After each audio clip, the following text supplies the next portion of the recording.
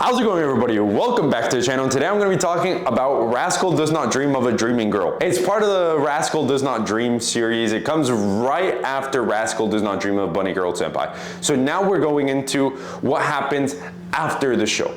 After the fact. There will be spoilers for the show and there will be spoilers for the movie. So please watch with caution. If you haven't seen the other show, which I heavily recommend you go watch Rascal Does Not Dream of Bunny Girl Senpai. It is on Crunchyroll. Go watch it. Right now we're going to be talking about the movie that comes right after. This movie is great. It is very intriguing from start to finish.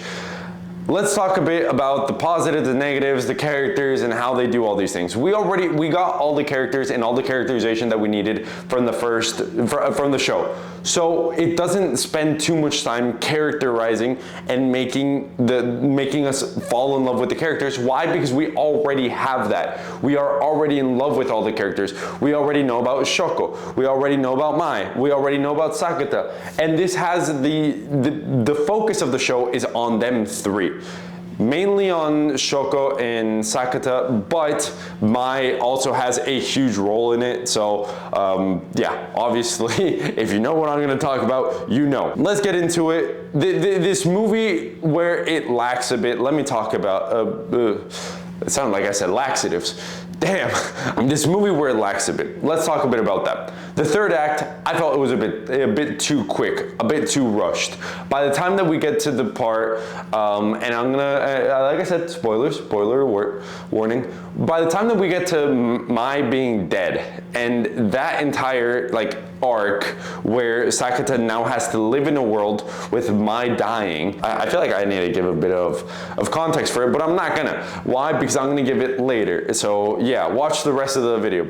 So right now when Mai dies, it goes way too quick from she died. It literally takes 4 days or 5 days for her to die, and then him be like, you know what, I'm going back in time and I'm gonna save her.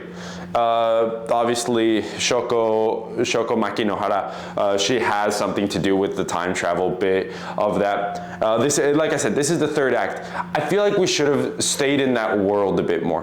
What does it look like for her to be dead? How do they blame him? What do they do because they blame him for her death? I wanted to see a bit more of those moments, and I just feel like they weren't there as much. I'm not saying that it just wasn't, and like they just didn't try to do anything with it, but I think that, what is it, like 10 to 15 minutes of him being like, okay, she's dead. He goes and stays with Futaba. Then after that, he goes to meet up with Shoko after being on the beach all depressed, basically gonna go kill himself. But he goes, and then she's like, we can go back in time and save her. Why? Because she did that. So now what happens is he decides to go back in time.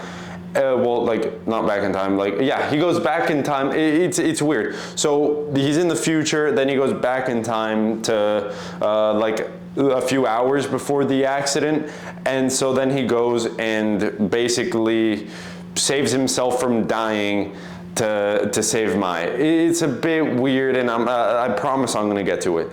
But so he pushes himself out of the way, and so now we're in the future of what was going on. But the real present of the show, and this is the part that's a bit confusing. The real present of the show is when Shoko Makinohara is like in like first grade or something like that, when she can't fill out the page to say what she wants to do with her life because she has a terminal heart disease, and so she's gonna die.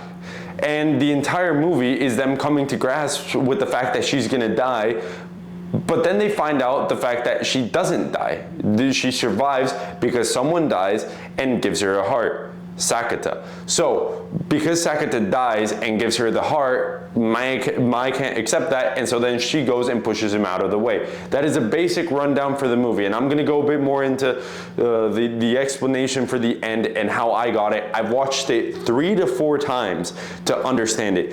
It is pretty difficult when you're just watching it just like that, just yeah, just watching it. So I feel like we needed, or maybe that's like the Act 2 to Act 3 break. I feel like we needed a bit more of that. What does this world look like? We know why he's desperate to go back. His girlfriend died. But what can we do to keep him here and be like, okay, you need to go back. There is no if, ands, buts, or maybes. You have to. And so I feel like kind of like it comes a bit too quick where she's like, oh, you can go back in time and do this. Oh, let's go do this. Da, da, da, da, da, da. And then now we're at the end where Shoko is dying and she ends up they end up going back in time and making sure that how do they solve it again? Oh yeah, they go back in time and they don't meet in some way, and like she gets like a heart because Mai does a movie about being an organ donor. It gets weird about how they solve it, but they end up solving it and everyone ends up living. I know that I should probably get to that to the end, but I'm not gonna do that. So the big issue for me is that that part of the act felt a bit rushed, and if it didn't feel a bit rushed, I feel like that emotional moment already hit. I was like, damn, we just lost one of the characters, like it's over. But then they're like, okay, let's go back in time and let's fix this. I would have liked a bit more time just in that world just to see what is she gonna do? What is he gonna do? What are we gonna do about this and how are we gonna correct it? Okay, let's go into the next, let's go into one of the positives right now. One of the positives, character dynamics.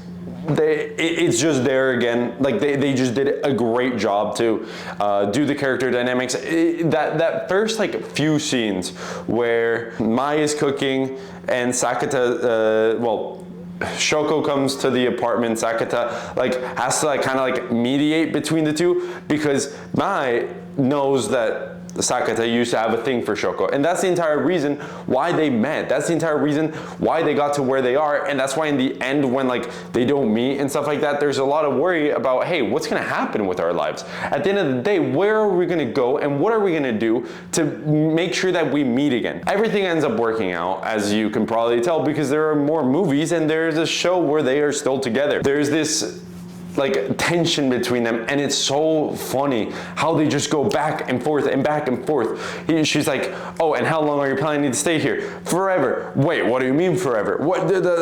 Oh, but Sakata loves me. And he's like, oh, but I don't know, maybe I love him and maybe he loves me. And then like he's just put in this weird position between Mai and Shoko, like just pulling him apart.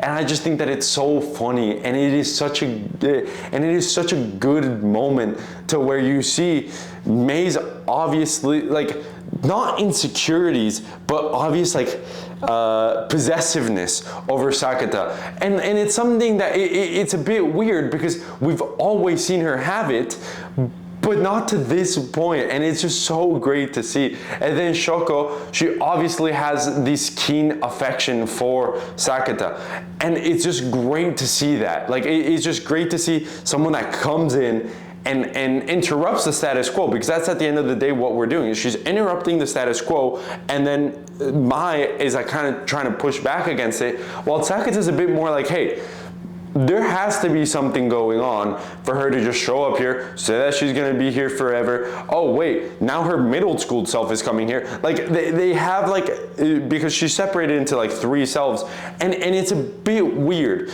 because the fact is like you don't really know, because Shoko is making it very ambiguous. She plays this weird role trying to prevent them from, at the end of the day, becoming her organ donor.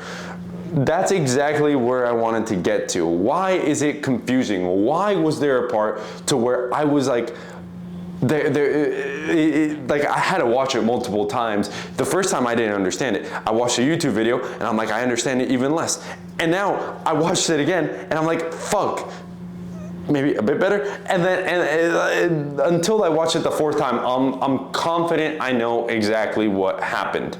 So And they explain it well. I guess I'm just a dumbass, but if you didn't understand it, here's gonna be my explanation for what happened in like the accident scene. The young version of Shoko, she has all the memories of all the other ones. The university one, the middle school one, and then her elementary school one. So she knows that Sakata is meant to die and exactly where he's meant to die. And so she goes back in time, basically, to prevent him from dying. Her main goal is prevent him from dying. Why? Because she's in love with him. She was in love with him when she was younger, and she only wants him to survive.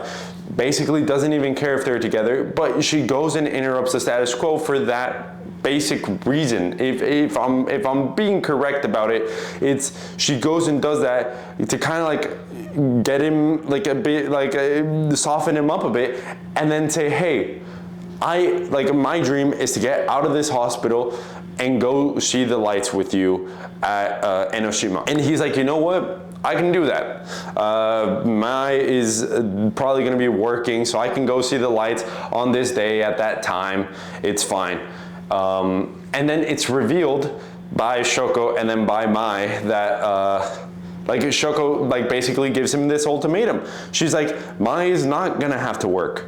You're gonna have to go, like, you're gonna either have to go with her or with me. And so in this moment, the first time I saw it, I'm like, she's a fucking villain. She's trying to separate them by doing this, but no, what she's doing is setting Sakata up in a bad position to be like, hey, there's a jellyfish like thing to go, like aquarium to go see. There's a jellyfish show. Why don't we go see that instead of going to the lights?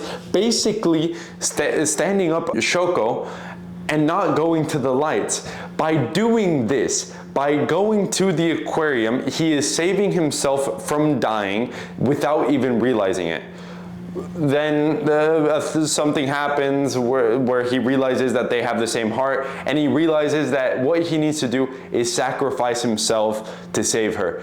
And then he realizes the fact that she knew that he was gonna end up picking Mai. She knew that he was gonna end up picking the aquarium instead of the lights. And so what he does is he runs, like he beelines to the street where he's about to get ran over, and here's where Mai pushes him out of the way and she ends up dying.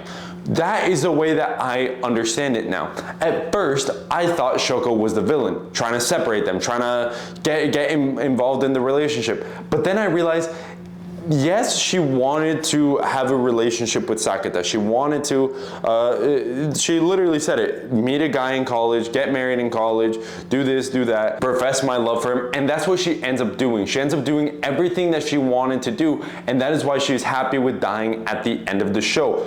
But then him dying isn't something that she wanted. Even when she was a kid and remembered that he died, she didn't like the world that she was in. So she goes back in time and she goes to fix that. How? By putting him in a spot where he would never be to get ran over.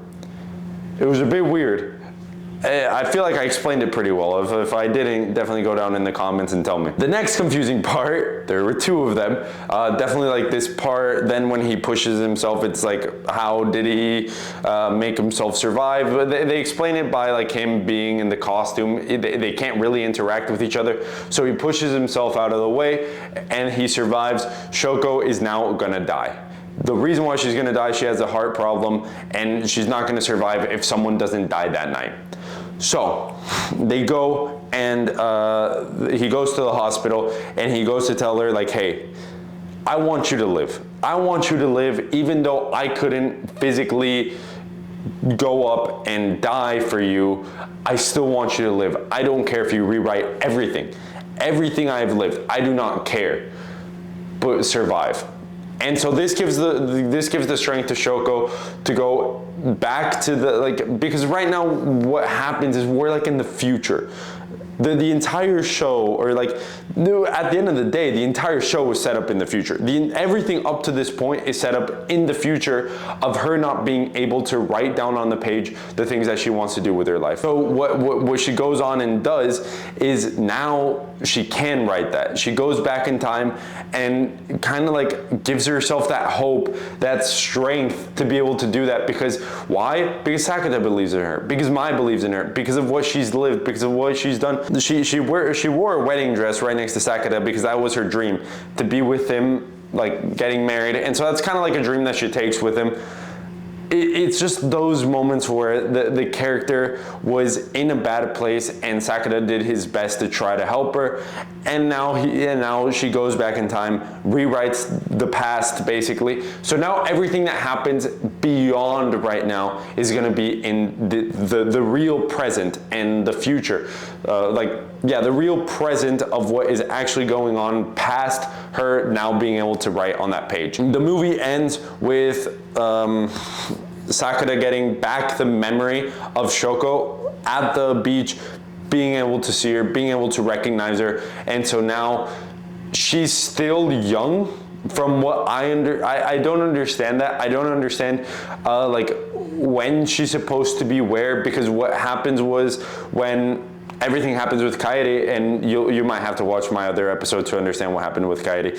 But once all that happens, he goes to the beach, throws his phone in the ocean, and that's where he meets Shoko. Shoko goes and comforts him and says, "You did your best, I love you, and thank you." Well, she doesn't say that like to him, but she says that those are her favorite words. Maybe instead of saying, "I'm sorry and I failed you," and all these negative things, you should be grateful. You should be happy. You should be a lot more positive than you are negative. And so that's kind of like what happens in that. That's kind of what Sakata tries to do for. You don't see Shoko for the rest of the two movies, but you do see her at the beginning of Rascal Does Not Dream of Santa Claus. So she's still alive. She's doing great. That's great to hear. So that is the end of this video, because I've gone way over time just talking about Rascal Does Not Dream of a Dreaming Girl. It is a great movie. It is a fantastic sequel, I guess, because it's technically a sequel to Rascal Does Not Dream of Bunny Girl Senpai. It is fascinating how they do some of the time travel things. It is fascinating how, because you already have a show where you already did the characterization, the stakes feel so much higher. And that is something that this show does great. The stakes, the characters, and everything. I think that this movie is just it's just a natural progression, and it's a great progression to what happens in the show. Next, I'll be talking about Rascal Does Not Dream of his sister venturing out. If you guys want to see that, definitely subscribe, turn on like the notification bell, hit the like button if this is more stuff that you would like to see. I'll see you all in the next one. Peace out.